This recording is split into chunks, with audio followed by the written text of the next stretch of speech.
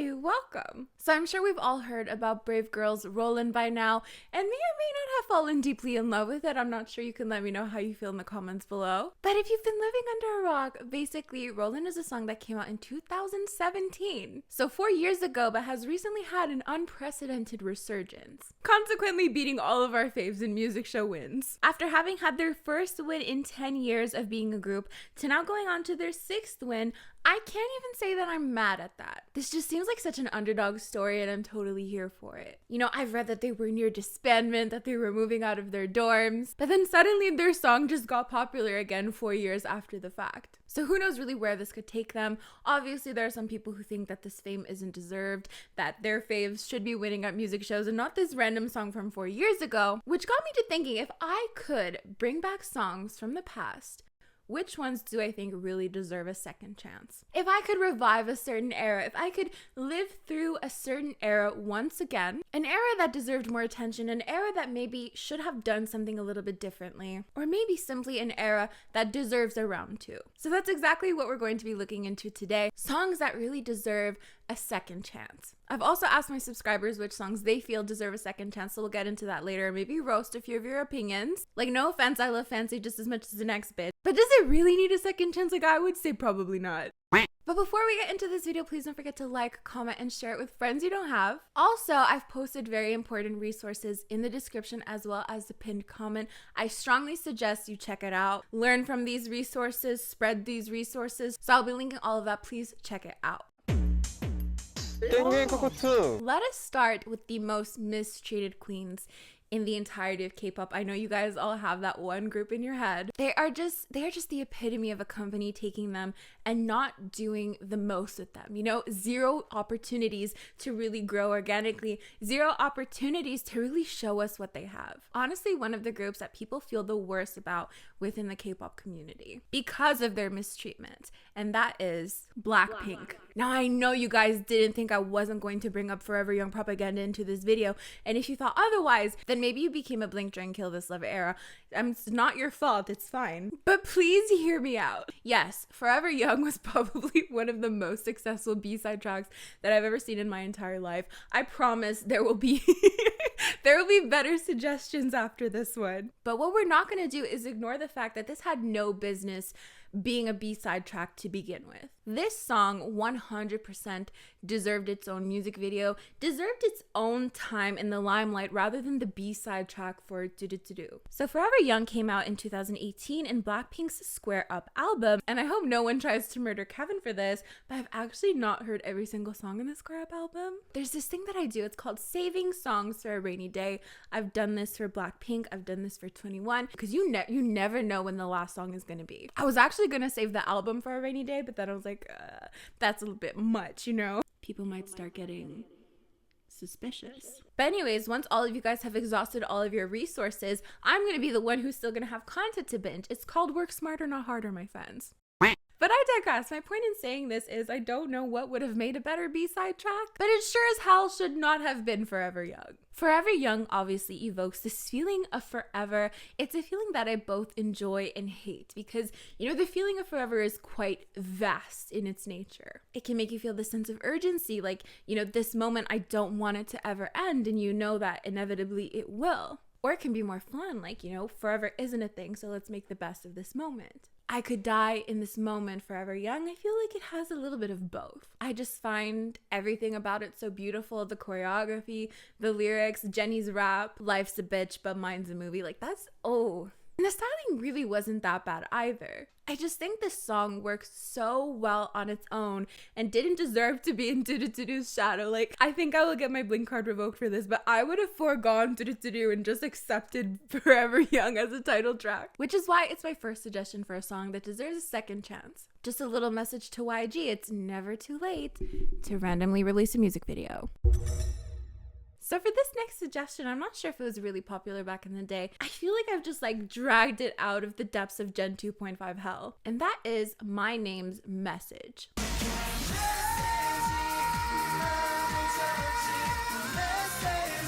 This song came out in 2011, so almost 10 years ago. And it was actually my text tone on my ice cream phone. So every time someone would text me, I would hear this. You got a message. Fun times. My ringtone was Forever With You.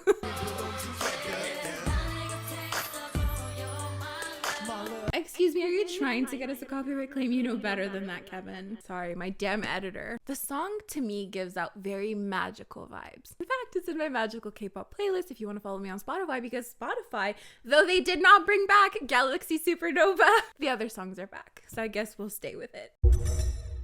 Now, I'm sure we would all love a random resurgence of a song from a group that has disbanded, you know, just to have like, you know, a little bit of an excuse to have that group promote again. I don't know how well that would work, especially in 21's case, but here we are. I have chosen 21's Don't Stop the Music. Now, I feel like a lot of 21 eras did rightfully get, you know, the limelight that it deserved. But Don't Stop the Music was just one of those songs that deeply touches my heart, but didn't really get the attention that I feel it deserved. So having been released in 2011, this song evokes again that feeling of forever, but not wanting a moment to end and trying to prolong it as much as you can. When the music stops, we won't see each other again, so DJ pump up the exciting music so this moment won't end. It's like such a fun song, such an upbeat song, but then that chorus just gets me in my feels. Not only that, but this music video was fun as hell. You have this very bright Lego background, the styling, of course, Minzy's orange hair, 21's signature style of outfits. I mean, just look at the styling and the colors and just imagine what the stages for this would look like. They didn't have any stages for this, by the way, and that's because this is actually an ad for Yamaha? Blackpink? No, don't cut that. All right, cut that out. YG back in the day put so much effort into songs for ads. Songs that really on their own work super well. Lollipop Part 2. Be Mine, Don't Stop the Music. These songs all individually deserve to have their own stages, to have their own eras in and of themselves. But because they're ads, they didn't get to. But I will have you know that Don't Stop the Music has a non-ad version of the song. So instead of saying Fiore, they say yeah. Like it exists in this world. Like there's just no excuse. But to this day, I still have no idea what Fiore is. Like it's a motorcycle? Is that the motorcycle they're promoting in the song? Because if it is, it was a terrible ad. But I digress. So for this next song, it's just like it's like a really sensitive point, a very sensitive topic for me, and that is Ateez's Say My Name. Now, a lot of people recommended Answer. They said that Answer didn't have enough music show wins. I literally, maybe the 4th gen stans are gonna come at me for saying this, I literally don't care how many wins a song gets. That's really great for the group. I'm sure it means a lot for the group, but at the end of the day, there are like, you know, and I feel like Ateez, by the time Answer came out, they had cultivated a pretty big fan base. I mean, I feel like 2019 was really like a breaking point, like the end of 2019 into 2020. So I feel like Answer had its time in the limelight. I feel like Say My Name is really that era. It's like one of their best eras in my opinion, and it was done at a time that I feel was a little early.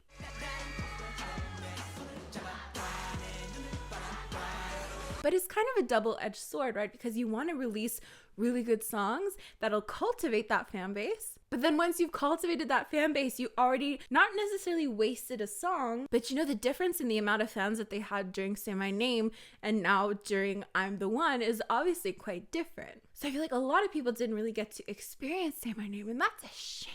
And I think Ateez kind of understand this as well. They understand that like Say My Name era was really top tier, and they still perform it to this day, like as promotions on shows, like most recently on Knowing Bros. So of course, everyone can collectively agree that this is an amazing era. I feel like the song is very magical. I don't really know how else to describe it.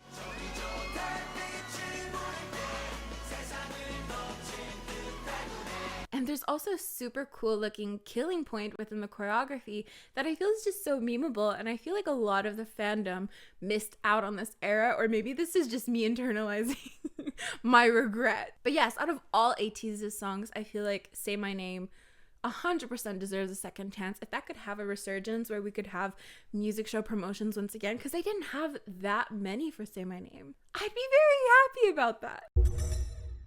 This next song came out in peak Gen 2.5 golden year of K-pop, and that is Cross Gene's La Di Da. You might have heard me talk about this song when Everglow's La Di Da came out, because I was just like, the title similarity, it just brought me back to the song.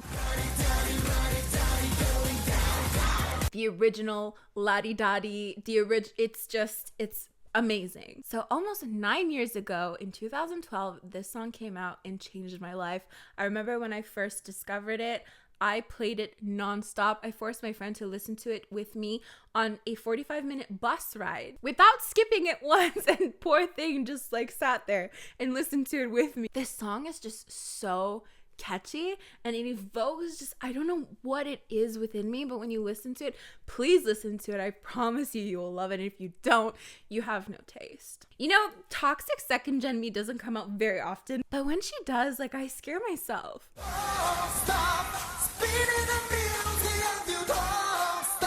I feel like this song kind of evokes a sense of urgency, you know, like we don't know if this will become love. So la-di-da-di going down, like poetic, peak poetry. And you know, the choreography for this song was a little bit weird. They're kind of just sitting down. But either way, I do believe that this song deserves a second chance.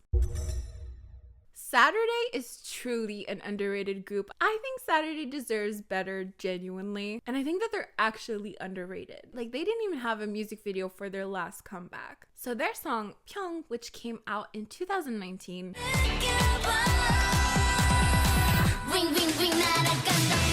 But I think they just weren't given enough opportunity to really establish themselves within the industry, particularly with Bbyeong, which I think deserves the second chance. The choreography for the song was really interesting. I loved the way that, you know, the members were going in opposite directions, and the song was super catchy as well. You know, they were mixing these cute elements with these girl crush elements. They did teen crush very well. So I hope that they are able to have a comeback again, and I hope that they do, you know, a concept that is similar to this, because I think they did it really well. You know, I do think the song deserves a second chance, but I really hope the group in general also gets a second chance. I need to say this, Chocolat truly paved the way, and I feel like this is a conversation that the third and fourth gen stans are not ready for. By the way, I saw on TikTok, third gen stans have become the new second gen stans, and like, I'm just glad that, you know, I feel like my type is gonna become vintage, and people are not gonna hate second gen stans as much anymore, and they're gonna start hating third gen stans. Third gen stans are literally saying things like, you know, oh my god, back in third gen this was a thing, and I'm like, it feels like it just feels wrong. Like, what do you mean back in third gen? Like, it wasn't that long ago. It cracks me up because they sound like annoying second gen stans. Like, I'm here for it, take the heat off of me, but you know, at the same time, it's like, it was like a year ago, what do you mean? But anyways, they were, you know, kind of said to be the first biracial girl group because they had 3 members who were biracial. They never had a bad title track. Like, I cannot look at one Chocolat title track and say that it was bad. For whatever reason, they didn't work out as a group, and only 7 years after their debut were they able to actually tell fans that they disbanded, despite not having promoted for years before that. So Syndrome was their debut song, and I think it was amazing.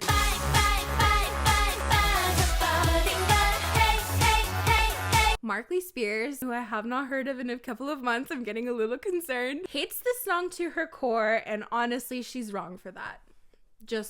I'm gonna call her out. I know she can't defend herself, but she's not here, is she? I'm kind of concerned. But anyways, from the interesting Gen 2.5 styling to this iconic armpit move to just how pleasant it was to sing along with, I would have loved for the song to have a random comeback, for kind of some of the members to just get back together. Like, it's my ultimate life dream. Like, you have no...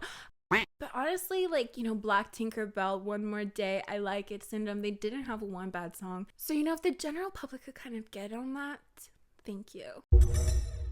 Then we actually had Shine by Pentagon, which was requested by a lot of you.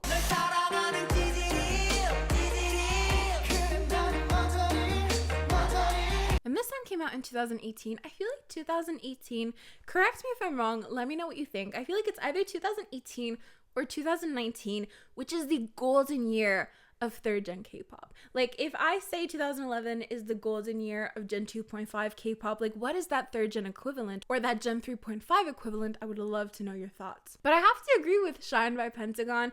I kind of discovered it after the fact. Like, I think in 2019 I came across it and I was like, This is really good. This is really catchy. The only thing is that if this song did have a random resurgence, I don't feel like Dawn would be part of that. And I feel like he's a very integral part of this song. You know, you have very beautiful vocals. And I'm not saying he doesn't have nice vocals. I just think his vocals are a little bit rough around the edges, which adds like a contrast to those beautiful vocals and makes the song work in that way. But just like Rollin, I do think that this song would do us some good to have a comeback. It's a very upbeat, very fun, cute summer song that we would need right now. So I was never really a Pristin fan, but Get It by Pristin V is probably one of my top K-pop songs ever. Having come out in 2018, I feel like the song just offers a very sultry vibe. It makes me want to dance to it. I also really like the choreography to this. Obviously, the group has since disbanded since this song came out, but I think it would mean a lot to fans if this song also made like a random resurgence. If you've never heard Dalmatian's ER, I genuinely feel bad for you. Again, this came out in peak Gen 2.5 golden year of K-pop, 2012.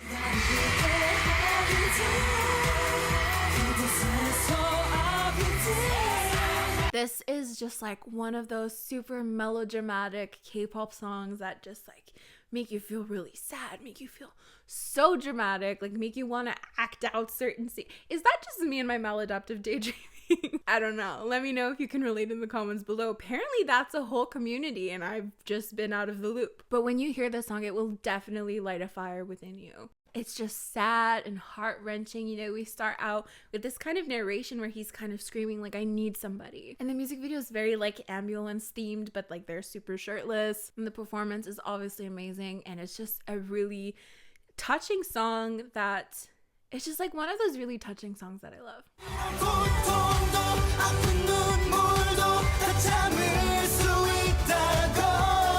So I would love for it to have a second chance. So I asked you guys on my community tab which songs like Rollin by Brave Girls do you think should have like a random resurgence? And I have 774 comments. Let's look at some of the top ones. Ooh, Butterfly by Luna. I've definitely heard this quite a few times within the comment sections. Love Bomb by Fromus 9. That is a beautiful song. I really like it. We also have Picky Picky by Weki Meki that has popped up quite a few times. I actually would... Fun little story. I listened to this song with my mom and I kept saying Freaky Freaky. And she's like, you know, it's Picky Picky, right? I'm like, you don't even know that 21 disbanded. I don't think you have the right to talk to me like that. But, you know, I didn't say that because she would have murdered me. But you know, I was thinking it. We Must Love by ONF, Black Dress by CLC, or honestly any CLC song in general. Speaking about CLC, I feel like Hobgoblin was at least my favorite CLC song. The other ones I wasn't super interested in. I feel like if Cube had stayed with that type of girl crush vibe, maybe things would have panned out differently, who really knows, but I feel like Hobgoblin could really use a second chance. The post, which song deserves a second chance? Some of these comments mentions very popular groups and songs that already have like multiple wins. Okay, hear me out. Zimzalabim, it was ahead of its time. I mean, styling for sure, 100% ahead of its time. The song itself, not too sure. I'm very fond of Zimzalabim, but I think that lies within like the amazing styling. No, I'm not being sarcastic. You Kiss Neverland because she's a queen. I think Neverland had fairly good time in the limelight. I would counteract this argument. This is not an argument. I would definitely suggest Believe by You Kiss. I do believe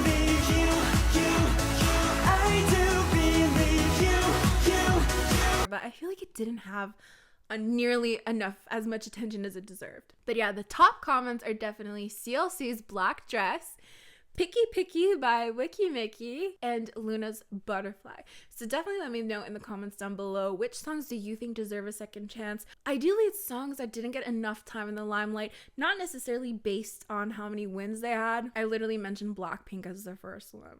Like, who am I to say anything? But yes, if you made it this far, thank you so much for watching. Thank you for joining me on this fun little adventure down Gen 2.5 memory lane. It was a lot of fun for me. If you like this type of video, please don't forget to like this video, comment on this video, share it with friends you don't have. You can also consider consider joining my channel members by clicking the join button next to my subscribe button. You can get a cute Kevin emoji next to your name. You can see videos earlier than everyone else, among other things, depending on which level you're at. As for me, I'm going to get going. Don't forget, I also have resources down below in the description as well as the pinned comment. I definitely highly, strongly suggest you check it out. But yes, I'm going to get going, so I'll see you guys next time. Possibly for an Ateez I'm the One outfit roast. Let me know if that interests you. Bye!